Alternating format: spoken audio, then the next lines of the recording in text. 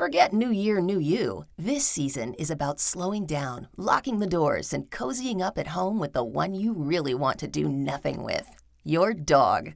After the holiday chaos, those quiet nights with a blanket, a podcast, and your pup feel like the reset you actually need. Ollie helps make those moments easier with fresh protein-packed meals made from real human-grade ingredients, so your dog can enjoy some quality comfort food too. Choose from 5 recipes and get a personalized plan for your dog's needs. Meals arrive perfectly proportioned with a scoop and storage container, so serving is fast and mess-free. And with Ollie's in-app on-demand health screenings, supporting your dog is easy, ensuring more cuddles for many years to come. Visit ollie.com/truecrime and use code TRUECRIME for 60% off your first box. 33-year-old Rebecca Borkowski ended a relationship in March 2020. According to Rebecca, her now ex-boyfriend, Joshua Aide, had been physically violent with her. Were there some specific incidents of violence toward you? Yes, there were. Even after Rebecca ended the relationship, Josh continued to try and win her back. He was in disbelief, angry, trying to figure out what he could do or what we could do, but he was upset, very upset. By the end of July, Rebecca and Josh had agreed to return each other's belongings and be completely done. By August, tragedy would strike. On August 4th, 2020, do you recall officers arriving on your street? I do. What, if anything, did you hear prior to officers arriving on your street? 3 loud pops in succession. Minutes later, officers swarmed the street. This is Jillian, and in partnership with Law and Crime, you are listening to Court Junkie, episode 164.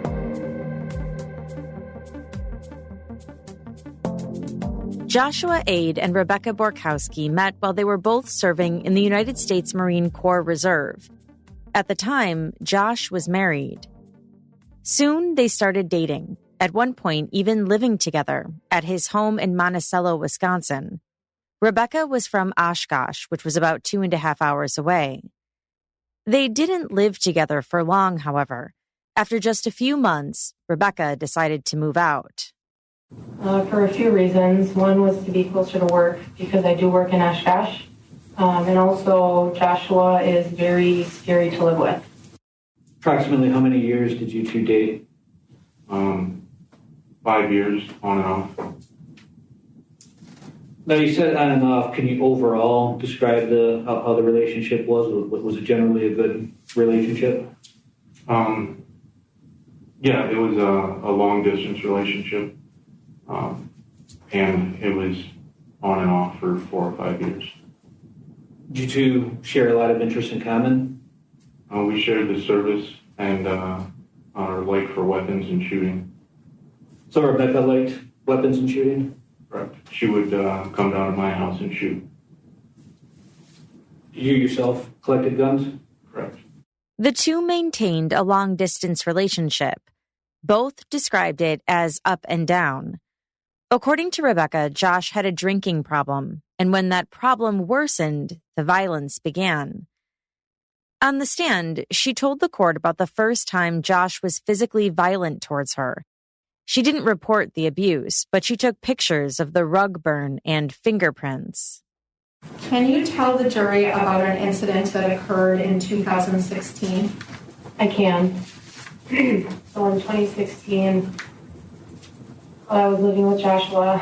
It was a weeknight, and he and I were both drinking. I think we ate supper, and he started getting angry, which he always does when he drinks. And my keys we were standing in the kitchen. My keys were on the washing machine, or the dryer. They're right next to each other. And I started getting nervous, scared. So I went to grab my keys a little bit to my left.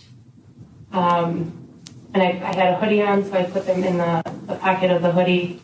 And Joshua tried to get them from me. All Off of his kitchen is, I guess, a den or an office, just another room. And we ended up in that room. Joshua ended up on top of me, so we fell. He pushed me over while he was trying to get my keys from my pocket. During that incident, I did receive rug burn in several spots on my body, and then I think Joshua didn't end up getting my keys. He took them from me. He was able to get them from my pocket. The relationship continued. Josh said he would never lay his hands on her again, but roughly 2 years later, he did. In September of 2018, the couple was at Josh's house. They were planning on having dinner with a friend. Both Josh and Rebecca collected guns. That evening, while Josh was getting ready for dinner, Rebecca was looking at one of them. She noted it wasn't loaded. She laid on the couch to rest, the unloaded gun lying next to her. Josh continued to get ready, which included drinking while he did so. When Josh walked into the room she was in, Rebecca said she could tell something was going to happen. She recognized that he was mad by his gestures. She went upstairs and packed her bag. She wanted to just go home and not deal with his random anger. When she got downstairs, Josh was there, the same gun she had fallen asleep with, now in his hand. It is not cocked at when I first see him. But what he ended up doing was cocking it and taking his arm with the gun in it and pointing it backwards. And I just kept asking him, what are you going to do? What are you going to do? I want to think in my mind that I was able to talk him down from whatever he was thinking, but he ended up uncocking the gun and put it on a record player. So while I went to put, at some point between packing my vehicle and leaving, I noticed that that gun then had bullets in it. So between me going upstairs and packing my things and meeting Josh again in the entryway, he put bullets in that gun. And you're certain when you were looking at the gun, there were no bullets? Absolutely, you can't miss it. It's very, very, very obvious. Did that frighten you? Absolutely. Afterwards, she headed out to her car. Josh followed her. Josh was in disbelief that I was going to leave because we were supposed to have supper with his friend. So he was mad before. He was just getting more and more and more mad as this time period went on. And what ended up happening was I got my bag in the car. Josh, I had one of my dogs with me. Josh ended up throwing him in the front seat. And there we were, my Suburban, Josh, and then me. So it's me, Josh, and my Suburban. And Josh would not let me get in my car at all. Arguing about me leaving, nothing in particular, just arguing. My phone was in my back pocket, and he ended up coming right on me, just right next to me, and grabbing my phone and asking me, are you going to call the cops? Are you going to call the cops? Well, no, you have my phone. So I kept asking him for my phone back. I don't know how many times I kept asking for my phone back. I just wanted to leave. He wouldn't give me my phone back. So what I did was I hit him in the head because he wouldn't give me my phone back. So right after that happened, that's when he took me down to the ground and started choking me. According to Rebecca, she had lost consciousness, but as soon as she was able, she got in her car to go home. Josh has a different memory of this night. He told the court Rebecca pointed the gun at him and he had to disarm her. She pulled a gun on me. There was no argument, anything like that. I was in the kitchen cooking, and I proceeded from the kitchen into my wood stove room, at which point she had my Taurus judge pointed at me. What is the second word? Taurus what? Judge. Oh. Do you know why she had that pointed at you? I do not. What happened after you observed her pointing the Taurus at you? I reached out with my left hand, grabbed the gun, pushed to the side. With my right hand, I reached out and grabbed her by the throat, depressing in a submissive move to make her lose grip of the weapon, at which point we tumbled to the ground and I threw the weapon onto the futon. When you say depressing in a submissive move, what are you talking about? Applying pressure to the throat to make someone want to drop what's in their hand. What happened after you fell to the ground? I yelled, "Call 911," because I believe that Lee was present at the scene. And I got up and she ran out the door and said, "Have fun with your little fucking friend." Rebecca told the court that the strangulation created an injury that lingered. Her throat was still hurting 2 weeks later, so she went to the emergency room. When the doctor asked what happened, she said she fell off of a ladder. And was that true? It was not true. Were you still in love with him? Yes, I was. Rebecca said Josh once again promised that he would never put his hands on her again. Rebecca and Josh continued their relationship for over another year.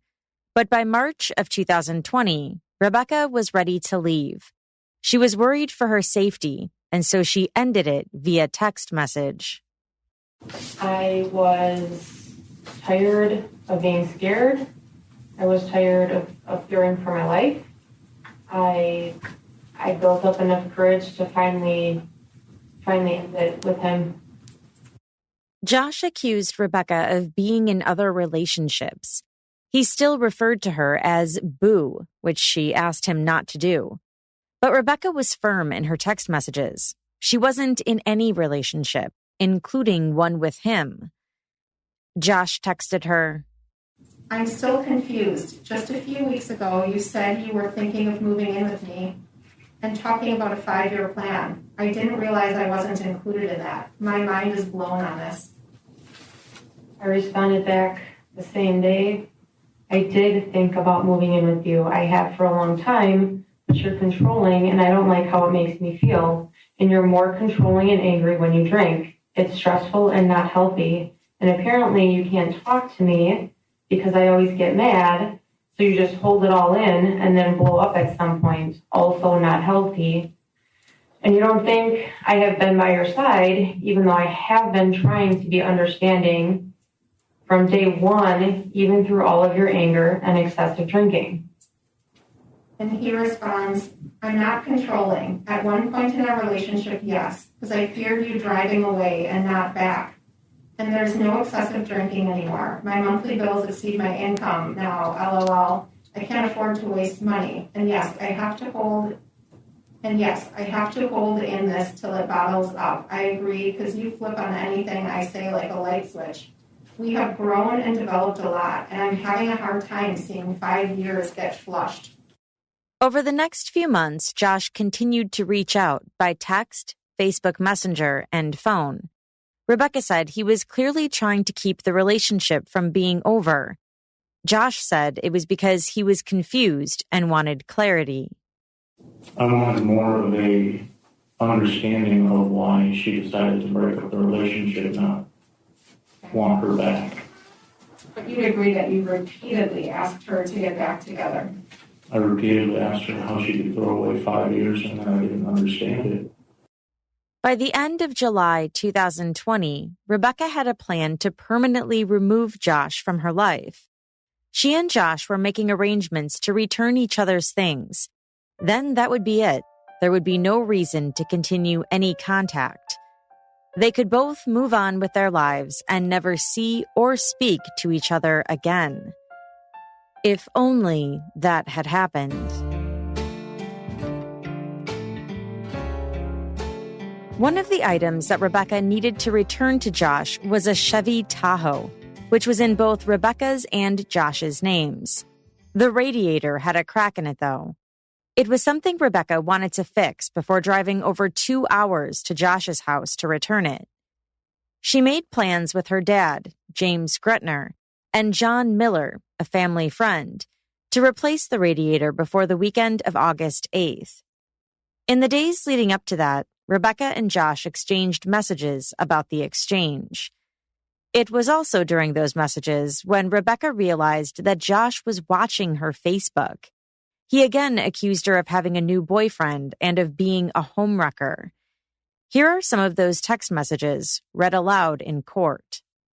This was August 2nd, 2020, around 9:15 at night. Please stop blowing up my phone. I'm on the other line. Then call me back because you're lying about being on the other line. No, I'm not. I don't trust you.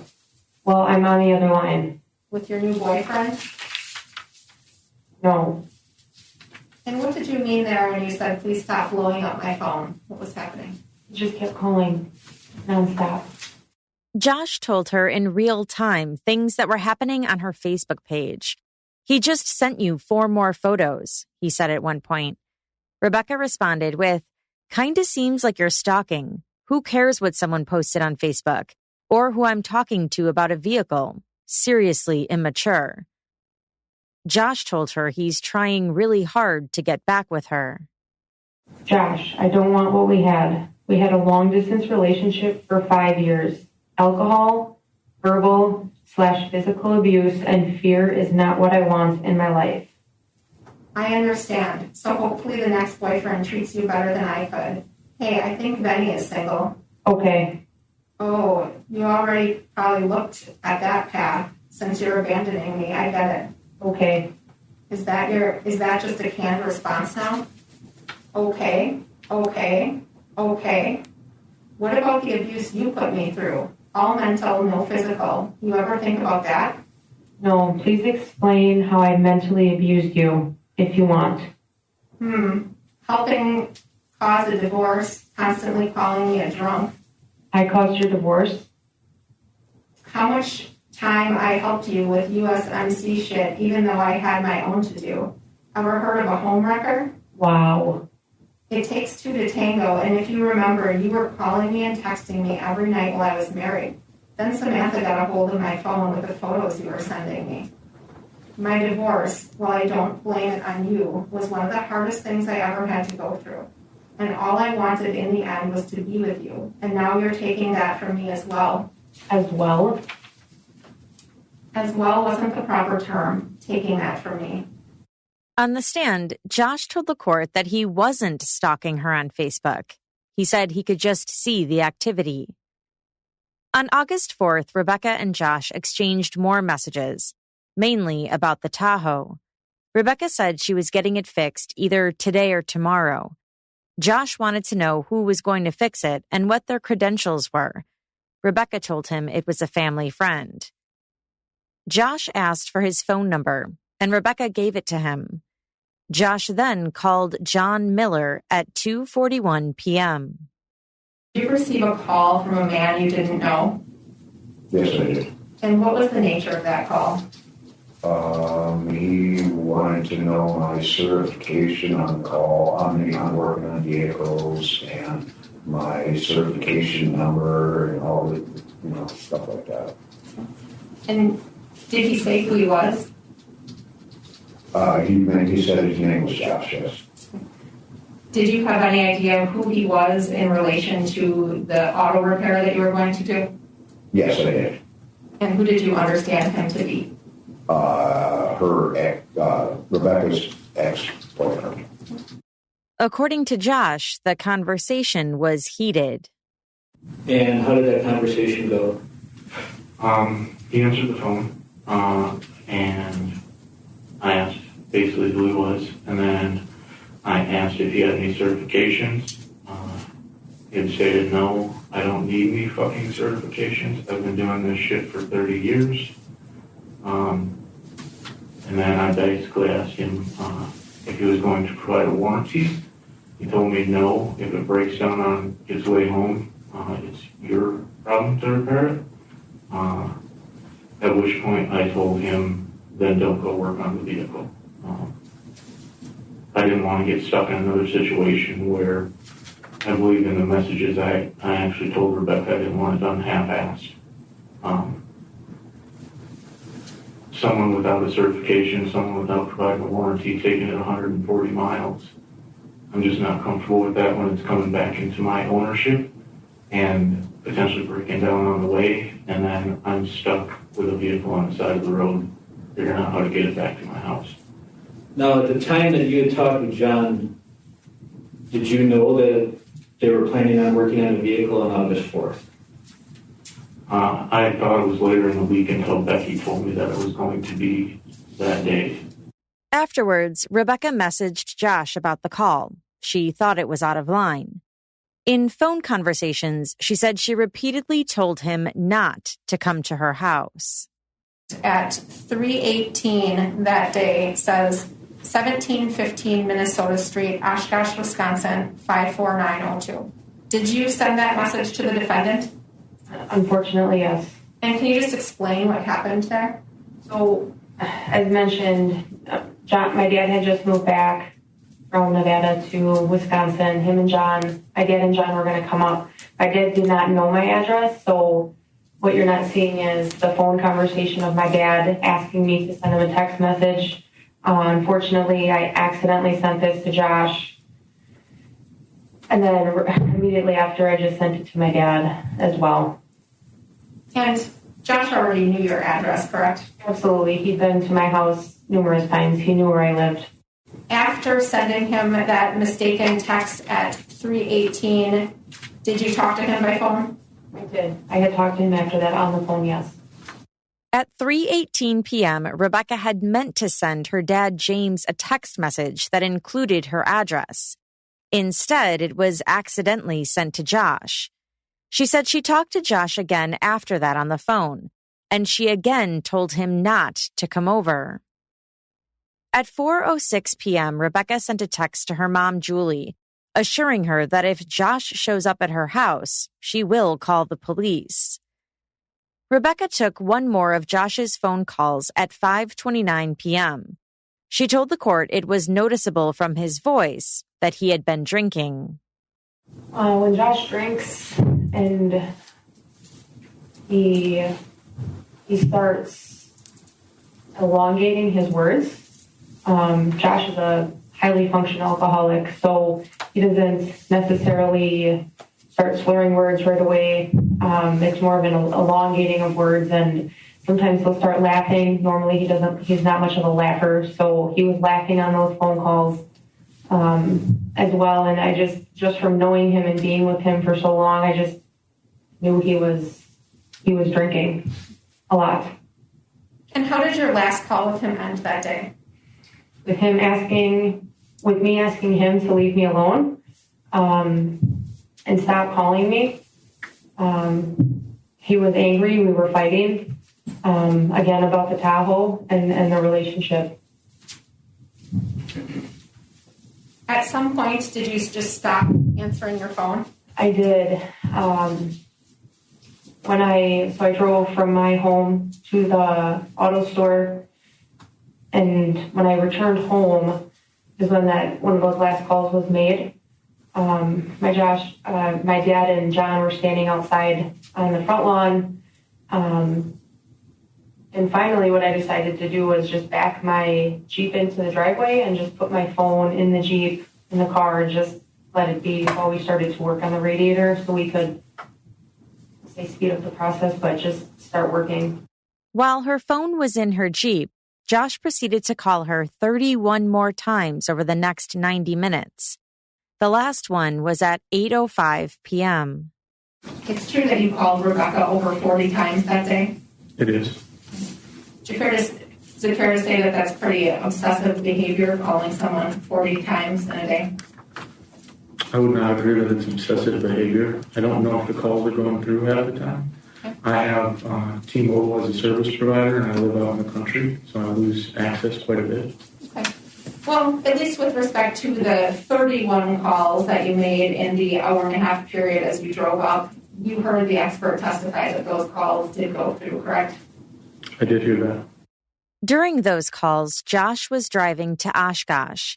He told the court Rebecca knew he was coming. He had even offered to pick up supplies on his way. Were you a carry concealed weapon license holder? Yeah. And would you typically always carry a concealed weapon? Yes. And how long, if you know, have you been a CCW, carry concealed weapon license holder? Since it first came out in the state of Wisconsin, I applied. And so throughout the approximately 5 years of a relationship with Rebecca, have you carried a concealed weapon? Yes. And to your knowledge, this is something that she knew? Yes. Prosecutor Amanda Nash concentrated on Rebecca's messages to Josh that day, telling Josh and the court that she didn't invite him. Fair to say from Rebecca's comments, she wasn't inviting you there in any manner that day. She's telling you, I want you gone. I don't want you at my house.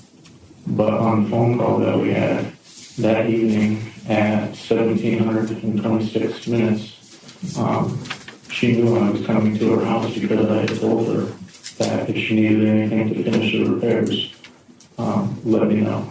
So do you mean after she repeatedly told you, I don't want you here, I'm having this done myself, I don't need your help, are you saying just because you told her that you were going to come, she should have just known you were going to be there after she told you this many times not to come? She doesn't want you. She placed that call to me.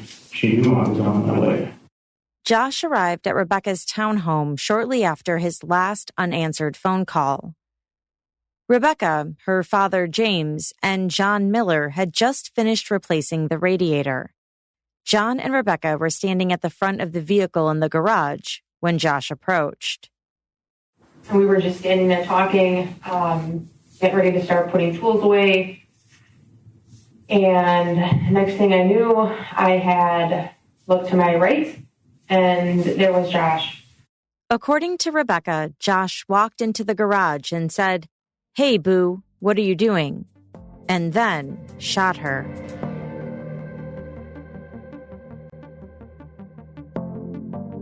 Rebecca's testimony about what happened that night is horrific. When I put the socket down and I stood up and I turned around, there was a laser pointed in the middle of my forehead. And I said, "What the fuck, Josh?" And he tried to fire when that laser was on the middle of my forehead, and he missed, and I was able to move just enough. And the next thing I knew is I was falling. I kept saying I was flying. I thought I was gone. I fell, and the next thing I knew was I thought I was on my side. I had woken up and I had seen a police officer next to my dad's Ford Focus, and my eyes shifted to the right, and that's where I saw my dad laying. I remember saying help. I remember my dad wasn't moving.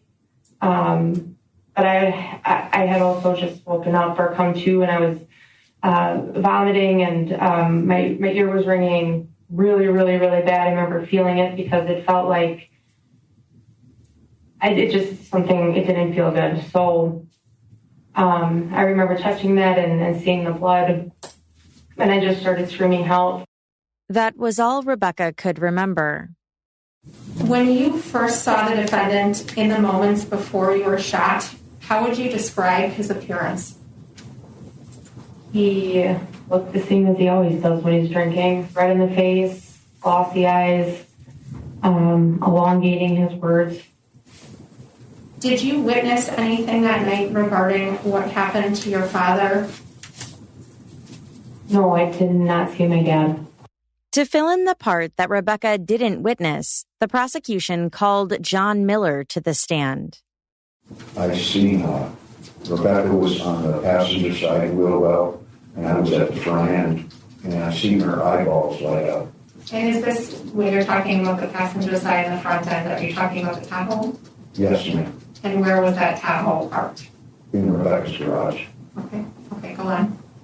And I seen Rebecca's eyeballs light up, and I turned around, and Josh is standing there. And I said to him, I said, are you Josh? He said, yeah. And I said, truck's about buttoned up, sir. And I turned back around, and I heard Rebecca say, Josh. I heard pop, pop. I turned, and there was a red thing staring at me, and I just went down like that and got shot in the face. According to John, all the shots happened within seconds of each other. Although he had been shot in the face, he was still able to move, so he went to get help. He went to a house 2 doors down. The occupants wouldn't come to the door, so he ripped open the screen door. And what did you say, or who did you encounter when you came inside? A guy that was watching TV. And did you have any conversation with him? Yeah, I said, can you please call? I was just trying to get it out. I said, I was shot, and I was trying to get it out. Please call 911, call the police, call an ambulance service, call somebody, please. And all he kept telling me was get out of his house. You know, I said, I'm not leaving until you call help, get help. And I went, he finally did call, and then I went down by his door, and I seen a red truck that was parked on the end of Rebecca's driveway. Not in the driveway, but right on the end there. And I seen it leave. And I went back to the scene to tell them I got help on the way. He said he knew James was gone. He had seen a deceased person before, and he was lifeless. Rebecca was moaning, and he told her help was on the way. The neighbor, Dan Schroeder, recalled the bleeding man coming into his home. He had heard the firecracker sounds shortly before. Around 7:15, 7:30, I was sitting in my chair watching TV. And I was looking, I'm knocking up, and the guy walks in my kitchen, says I just been shot and I need some help. Had you ever seen that man before he came into your kitchen? No. Officer Ryan Scopp with the Oshkosh Police Department was the first to arrive. John was still able to walk around, and Rebecca had begun to wake up and was able to answer questions. Her father, James Gretner, was lying in the driveway. And what was his condition on scene? If you're deceased. He had been shot in the head. Rebecca gave the Oshkosh police permission to search all of her property, as well as all devices. She told them she owned firearms. That night, police recovered 3 firearms from inside her home. Josh was later apprehended and charged with first-degree intentional homicide and 2 counts of attempted first-degree intentional homicide.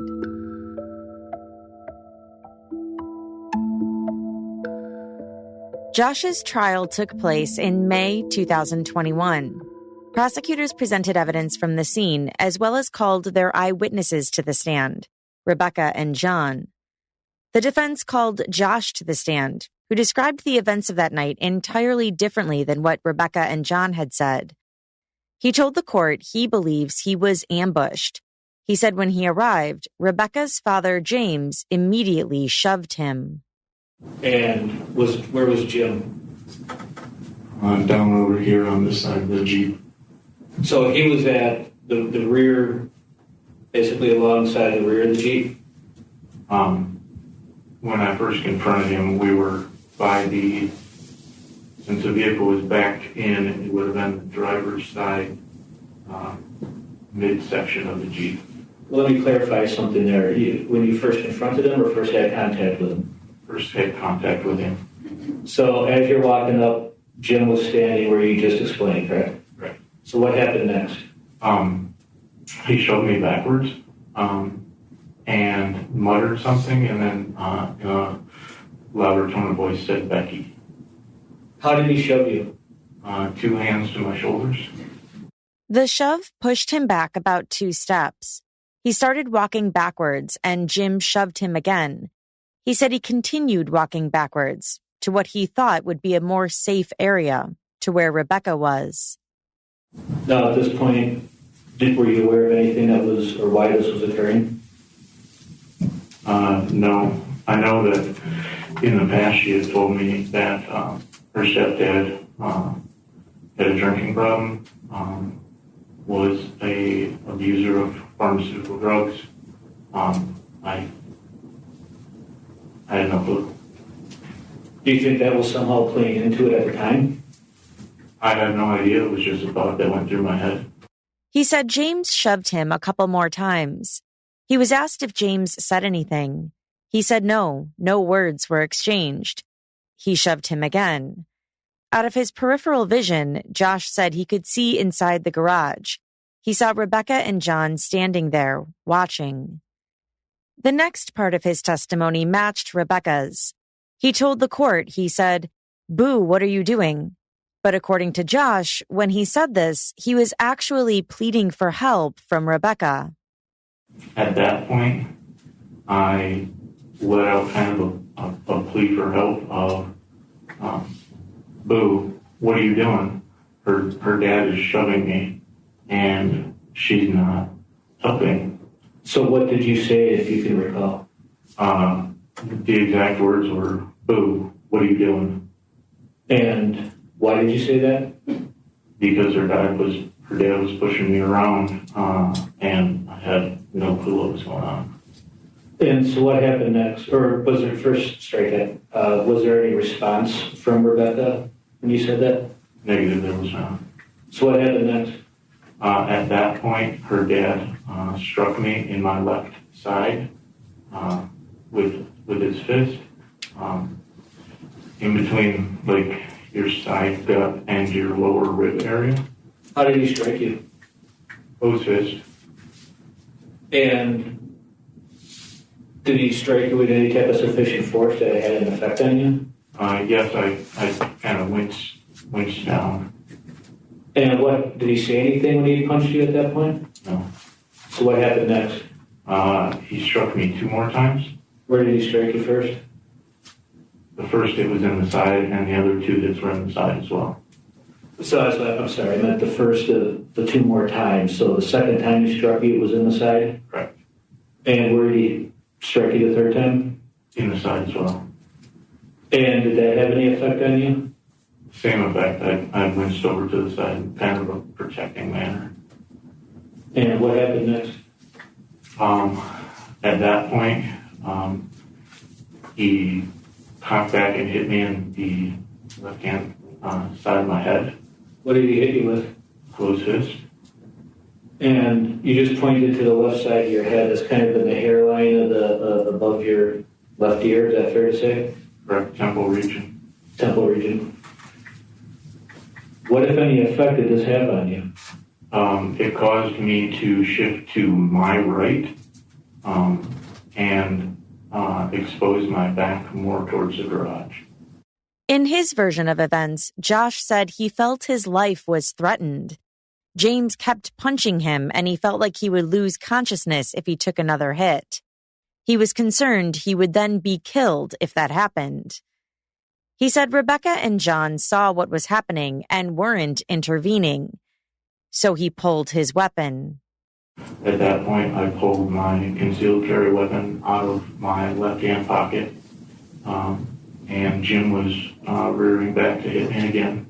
And how was he rearing back to hit you again? With this come across as if in another blow to the head. And you demonstrated that you drew your right arm back. He raised his right arm back as to punch you again? Correct. Now, prior to that point, while being shoved up the driveway by Jim, had you touched your carry concealed weapon at all? Absolutely not. And why hadn't you gone for it up to that point?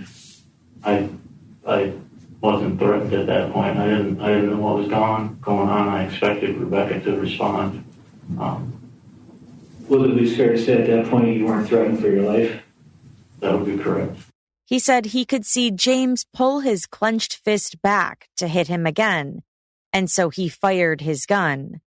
He said he wasn't aiming, he was just trying not to be killed. I didn't even have time to, I guess what you define as a reflexive position would be to bring it out into a full extent. I didn't even have time to get it out to a full extent. So what happened after you shot? After I shot, I saw the shudder flinch of a potential impact. My back was exposed to the garage. At that point, I immediately spun around as I had no clue what was going on behind me. Next, he turned his weapon on John Miller. Josh said John had something in his hand that he was ready to swing at him. In tomahawk fashion, he said. He wasn't sure if it was a knife or a wrench. He said he felt like he had no choice but to fire his weapon at John. John ran, and Josh said at that point he no longer deemed him a threat. That's when Josh turned to Rebecca.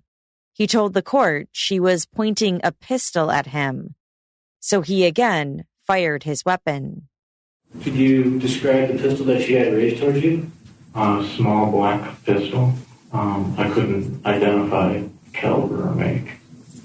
And would that have been, so it was just a small black pistol? Correct. And where did you fire? I just had the gun up, so I leveled with whatever I was looking at. And did you feel at that point that you had any choice but to fire? I did not. It was a situation of life or death at that point. Because based on your observations, that pistol pointed directly at you? Correct. And two other people had made an attempt at my life. There clearly was something wrong. So what happened then after you fired? After I fired, Rebecca fell to the ground, laying on her left-hand side with the pistol landing underneath the table. It was at that point, with Rebecca on the ground, gun underneath the table, James on the ground, and John gone, Josh said he left Rebecca's home. He wasn't sure if anyone was inside the home, so he wanted to get out of there. He appeared to break down on the stand as he said he didn't know why they had attacked him. He told the court that he didn't stop on the side of the road and he didn't call 911. Josh said he was confused. He said he thoroughly believed they had planned to kill him that evening. But why would Rebecca allegedly want to kill Josh? According to the defense, for money. It had been an ongoing issue with the couple when they were together. Rebecca said Josh was a penny pincher, but admitted he had helped her on occasion with finances. Is it fair to say that Josh provided you a significant amount of financial support during the course of your relationship? Can you define significant? Well, he bought you a lot of food, gave you money for a gun. Josh bought me food, yes. I asked him not to. He did buy me a gun. That was a birthday present. Now, Josh's father passed away in 2019, correct? I think so, maybe. I don't recall the exact date. Now, that became another issue, kind of a financial flashpoint in your relationship, did it not, after his father passed? I'm not sure what you're referring to. Would you recall what Josh received as far as from his father's estate after his father passed? Like his house? Yes. Yeah, Josh inherited his dad's house. In fact, you wanted Josh to sell his father's house to fix up his house in Monticello so that you two could move to Nevada and he could buy you a house there, correct? No, I never asked Josh to buy me a house in Nevada.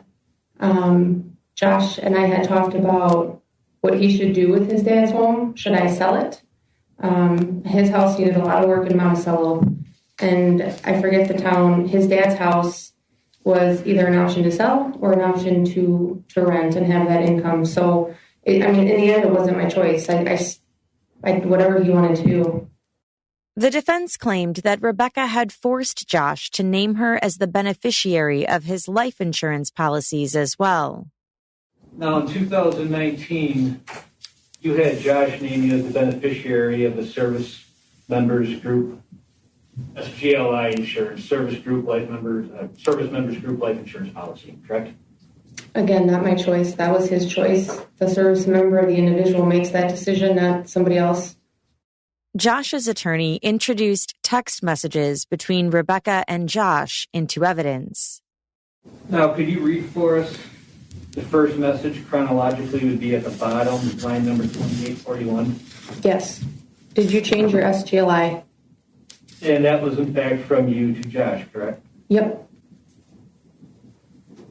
And he confirmed that he did switch the SGLI.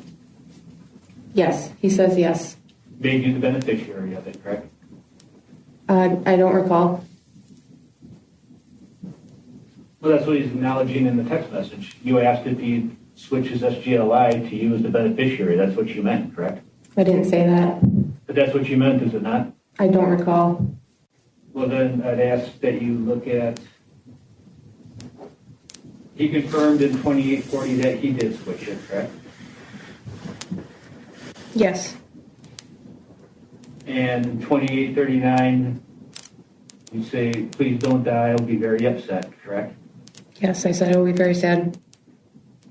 And in 2838, he says, until you get to check and buy a mansion and retire at 35, LOL, correct? Yes. And then at 2837, Josh replies, my work life insurance is in your name also, by the way, correct? Yep. Now, even if you don't recall, isn't it fair to say that the only logical reading regarding your text messages with Josh that day was to confirm if he had switched his service members group life insurance to you as the beneficiary? Are you asking if that's the only thing I was talking to him about? That is not true. We did talk about this, yes. And that is what you're referring to on the first line, 2841, when you asked him if he had switched his SGLI yet, correct? Correct. But on cross, prosecutor Amanda Nash pointed out to Josh that the only conflicting story in the case is his. Everything would indicate that you were not invited there. The only conflicting evidence is your statement that she invited you in a phone call, right? I would agree that the text messages, she said, no need to drive up here. Based on the text messages she's sending you about this exchange happening the following weekend, that would indicate that she's doing something to drop off your property at your house that following weekend, right? Correct. And that would be inconsistent with some conspiracy she actually had in her mind to kill you, right? What's that? That those statements where she's telling you she's going to drop off your stuff the following weekend, that's inconsistent with your theory that she has plans to kill you that day, right? I do not know that. She also asked Josh why he didn't just leave right away. He was a 39-year-old man with 20 years experience in the Marines who had seen combat, while James was 59 years old with a bad back. At any point during that, would you have had the opportunity to just leave? I would have had to have fled through the side yard.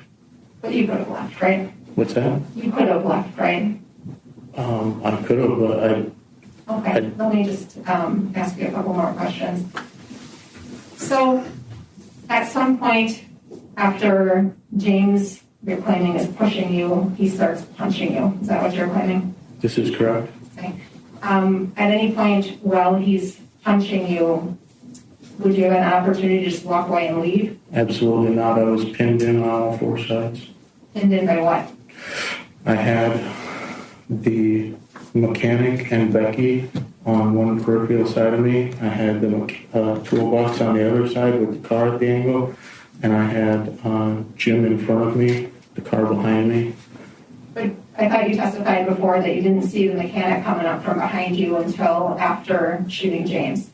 The mechanic coming up from behind me, you're confusing me.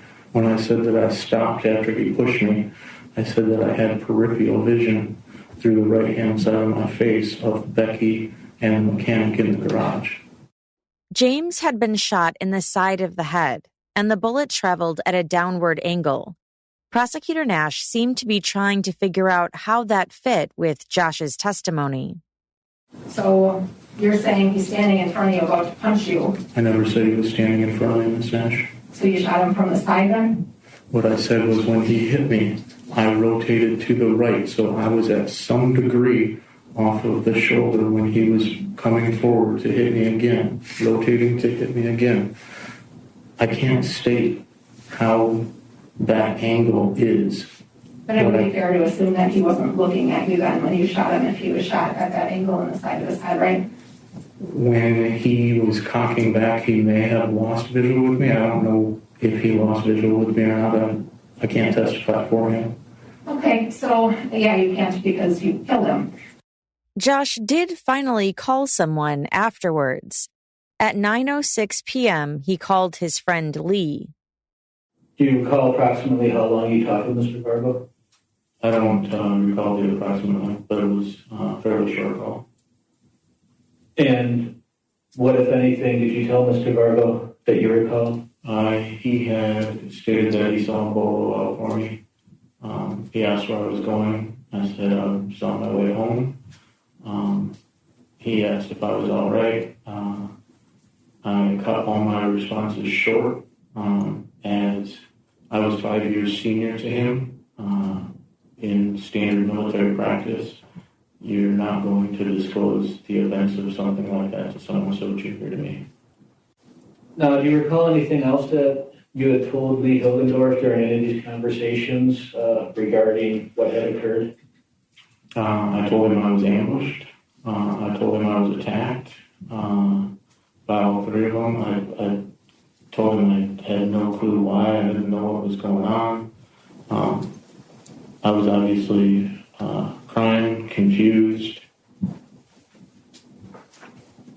Did you make any statement to him regarding having fucked up?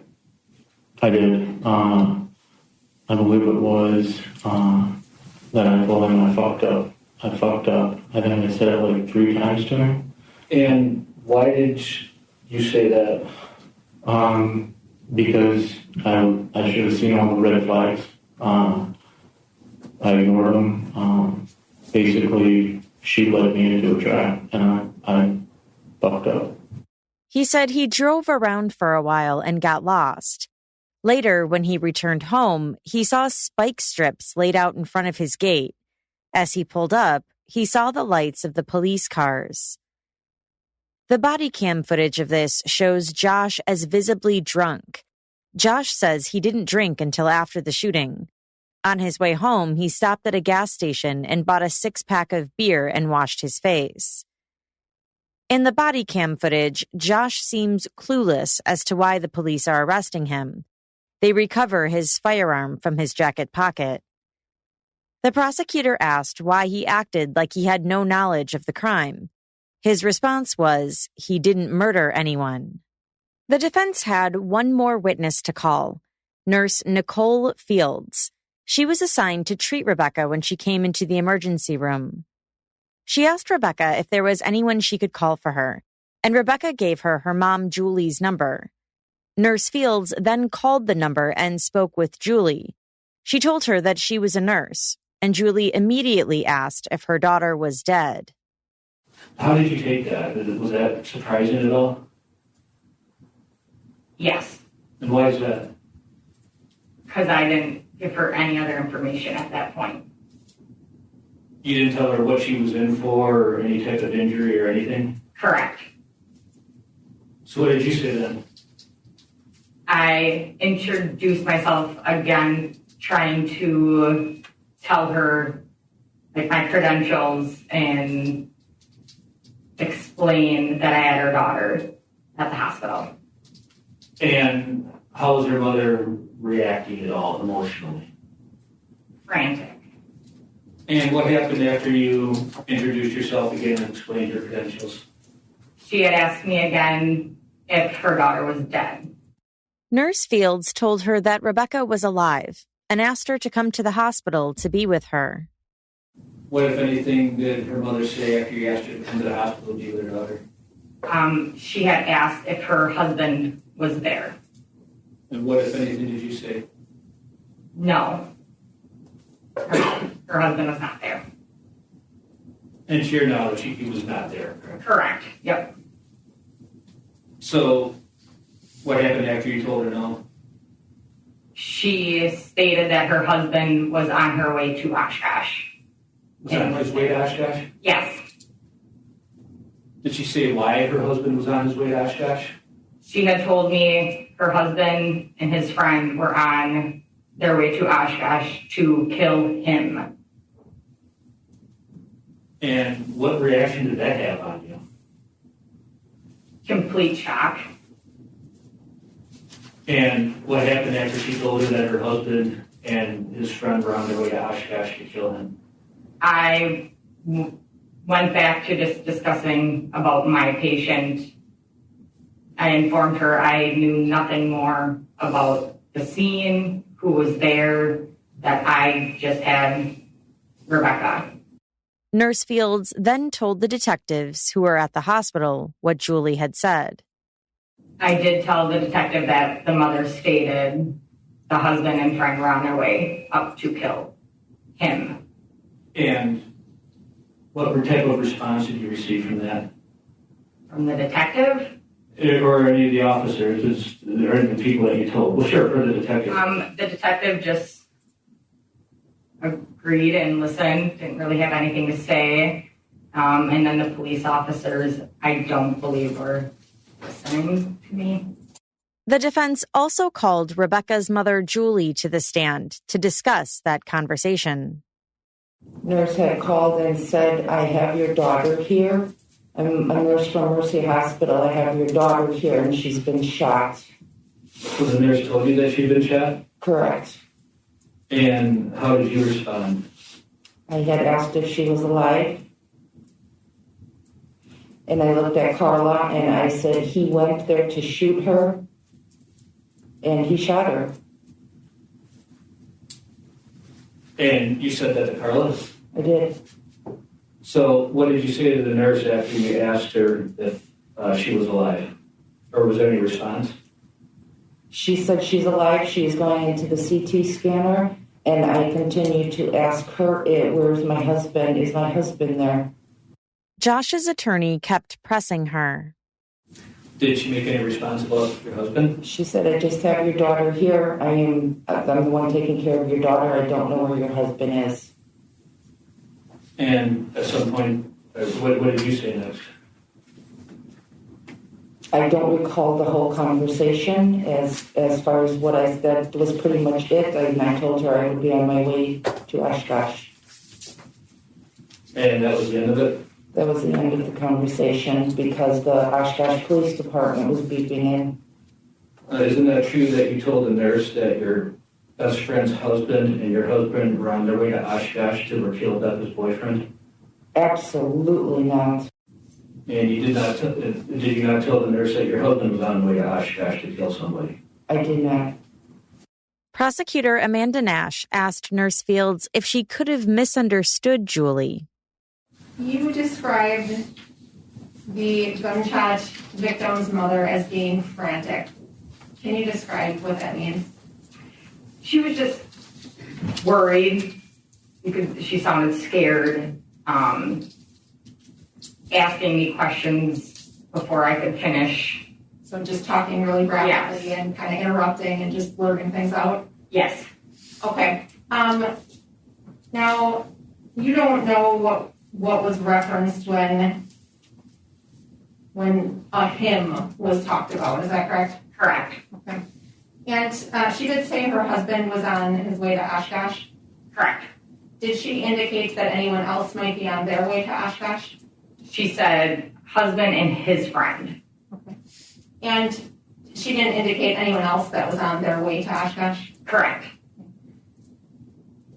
Is it possible that you, given her frantic demeanor, misunderstood what she was saying or what she was meaning?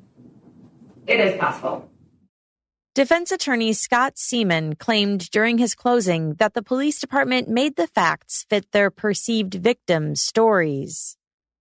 And what this was, and what the evidence has shown here, is the only continued investigation really by law enforcement was a somewhat coordinated effort to make the evidence in this case fix the narrative that was given by their determined victims, Rebecca Borkowski and John Miller. He said they never investigated the crime as anything beyond what Rebecca and John told them that night. He questioned where Rebecca's gun, the one Josh said she pointed at him, went. Where did Rebecca's gun go that night? And I told you, there's going to be some answers that some questions that we can't answer, and the burden is not on us to answer them. And one reason why we don't know is nobody bothered to investigate or even question what happened to this other gun. Seaman insinuated that perhaps John had hidden it across the street. From the body camera of Officer Scott, the responding officer, that when he arrived, and you could see John Miller running back from across the street. He wasn't kneeling in the road. He wasn't coming down the sidewalk. He was running across the street. Where was he coming from? We don't know. Did he run back to the scene after going to Daniel Schrader's house and pick up the gun and take it across the road? We don't know. Was it looked into? No. Did anybody look for blood droplets out in the streets? Certainly there would have been. And where they led to? No. The fact that one of Rebecca's firearms was turned over several days later was another thing the defense focused on. Rebecca's aunt had gone to the house that following day. She cleaned the driveway. She also retrieved Rebecca's wallet from her purse inside the house. It was on the couch with a blanket on it. Inside Rebecca's purse was a firearm. It was turned over to the police. But the defense still found it suspicious because one officer who was present on the day of the shooting said he had searched that purse and no gun was inside.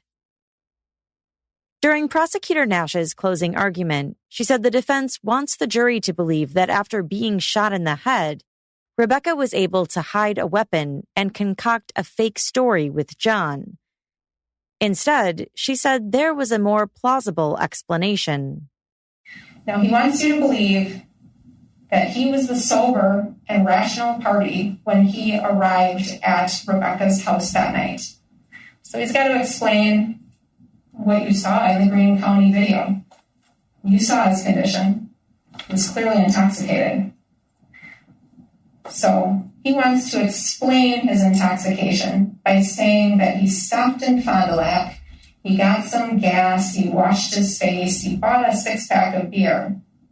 He did all those things and still apparently made it from Oshkosh to Waupun in 40 minutes. That's not credible. What is credible is the defendant was completely wasted when he arrived at Rebecca's house, and that contributed to his actions that night. He wasn't the rational party. The victims were. Prosecutor Nash reminded the jury that both Rebecca's and John's statements have remained consistent from the moment the police arrived. Both Rebecca and John testified that the defendant, Joshua Aide, showed up at Rebecca's home and almost immediately began shooting them. They said it at the scene, they said it at the hospital, and they said it at this trial. Their statements have been consistent and credible. Everything they testified to is supported by the evidence you saw in this case. All 3 of Rebecca's neighbors testified to a quick succession of popping sounds. All 3 of Rebecca's neighbors testified that they heard no disturbance prior to hearing that popping sound. She told the jury that Josh went to Rebecca's home intending to kill her. You need to consider that all of these victims were shot in the head with a Ruger pistol with a laser. He intended to kill them. She asked the jury to find Joshua Aide guilty on all counts.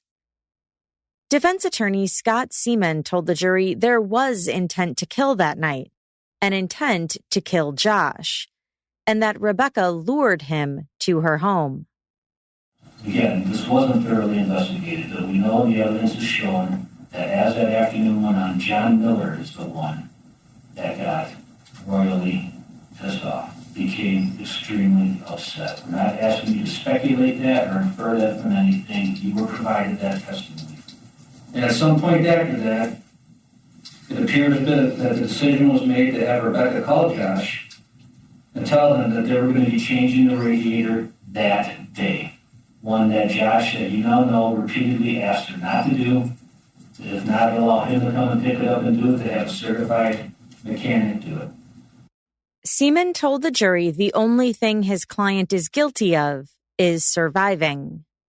Jim Gretner and John Miller drove to Oshkosh that night to kill Joshua Aide. And the only thing that fits the evidence that makes any sense whatsoever is Joshua Aide walked into an ambush. The jury deliberated for about 2 hours before announcing their verdict. We, the jury, find the defendant, Joshua W. Aide, guilty of first-degree intentional homicide as charged in count 1 of the information dated at Oshkosh, Wisconsin, this 5th day of May 2021, signed by the presiding juror. Joshua Aide, now 40 years old, was found guilty on all 3 counts: first-degree murder and 2 counts of attempted first-degree murder. He is currently awaiting his sentencing. This episode discussed some different types of domestic violence. If you need help for yourself or a loved one, the National Domestic Violence Hotline is available 24/7. Their website is thehotline.org, and their phone number is 800-799-SAFE. And that's all for this episode. As always, I'd love to hear your thoughts on this case. Do you agree with the verdict? Do you think Joshua Aide was the intended victim? Let me know by joining the conversation on Instagram at CourtJunkie, by tweeting me at CourtJunkiePod, or by emailing me at podcast@CourtJunkie.com. Today's episode was researched and written by Polly Katowski with Law and Crime. You can follow her on Twitter and Instagram at Polly Katowski. If you'd like to hear these episodes without the ads and hear additional Court Junkie bonus episodes, check out my Patreon options at courtjunkie.com/support. And be sure to subscribe to my YouTube channel at youtube.com/courtjunkie. Thanks again for listening. Until next time.